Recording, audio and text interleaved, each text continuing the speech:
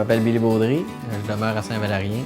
Je suis associé avec ma sœur et mes deux parents. Donc, on travaille sur une entreprise porcine puis grande culture. C'est avec succès que Billy s'est intégré au sein de l'entreprise familiale. Depuis son établissement en 2006, il contribue efficacement à la croissance de sa ferme. L'entreprise compte 125 truies, en plus de 2 engraissements à contrat. Il y en a un de 800 places, alors que l'autre en contient 1300. La famille Baudry cultive également environ 630 hectares en maïs et en soya, et selon les années, elle produit du blé et de l'avoine. Billy consacre d'ailleurs une grande partie de son temps à la gestion de la mise en marché des grains, en plus d'être responsable de l'entretien de la machinerie. On a développé aussi tout le volet d'agriculture de précision depuis que je suis arrivé plus dans l'entreprise. Donc, c'est un côté que je m'occupe beaucoup. Et tout le côté application taux variable, les cartes de rendement, nivelage, tout ça, c'est pas mal tout fait par GPS. Détenteur d'un diplôme en Farm Management and Technology du Collège McDonald, Billy possède une formation qui a favorisé son ouverture vers l'international. Curieux de nature et désireux de parfaire ses connaissances en conception de plans de nivellement, il a suivi 2 formations australiennes en la matière.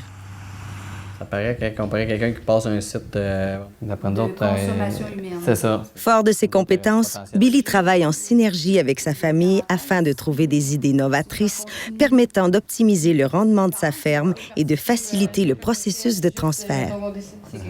Mes parents ils ont aidé beaucoup dans ce processus-là parce qu'ils n'ont pas eu peur de nous donner des responsabilités à moi et à ma soeur, puis ils nous laissent aller.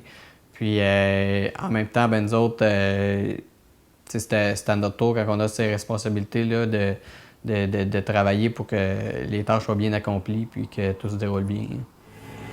Axé sur les résultats, ce jeune gestionnaire tire le maximum des revenus du marché. De plus, sa moyenne de rendement est passée de 8,2 tonnes à l'hectare à 9,1 sur un horizon de 5 ans. En conséquence, l'autonomie financière de la ferme Beauport est passée de 38 % à 50 %. Quand j'ai fini mon école en 2006, j'ai eu le droit à une prime établissement de la financière parce que mes parents ont décidé de me faire un don de 20 % de l'entreprise pour m'aider à m'intégrer avec eux. Donc, avec ça, on a décidé d'améliorer nos installations de manutention de grains, d'investir dans un convoyeur, un nouvel élévateur pour réduire les transports. Aussi, il y a eu un achat de terre qui a été inclus là-dedans. Donc, en grossissant un petit peu les terres, là, ça a permis d'avoir encore un meilleur revenu là, pour m'inclure dans l'entreprise. Pour Billy, la pérennité de l'entreprise passe aussi par le souci de l'environnement.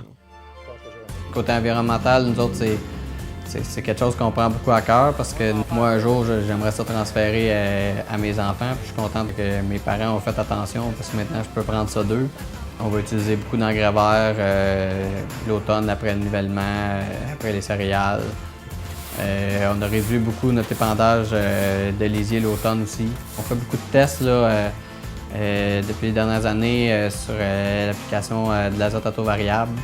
Donc, on s'est rendu compte qu'il y a des zones qu'on peut réduire notre dose, puis on va avoir les mêmes rendements. Au fil des ans, Billy a posé des gestes et pris des décisions qui ont contribué à la réussite de son entreprise. Ce jeune visionnaire entrevoit l'avenir très positivement. Parions que sa passion et sa détermination l'amèneront encore plus loin dans le développement de sa ferme.